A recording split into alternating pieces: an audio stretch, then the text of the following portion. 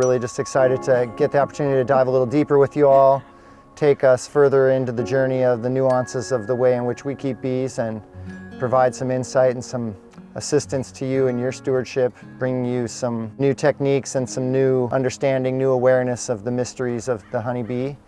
I'm excited at 24 years to say that I'm still captivated by the bees in just as passionate a way as day one. The journey doesn't stop, and the new understandings that can come to you through your relationship with the bees are just ever flowing forth. So I'm excited in my journey with the bees right now. We continue along on some really great projects, refining how we build our equipment, refining how we take care of our foundationless brood nest colonies, and specifically, I'm really passionate about our breeding program and where it's taking us in the development of lines of resilient bees.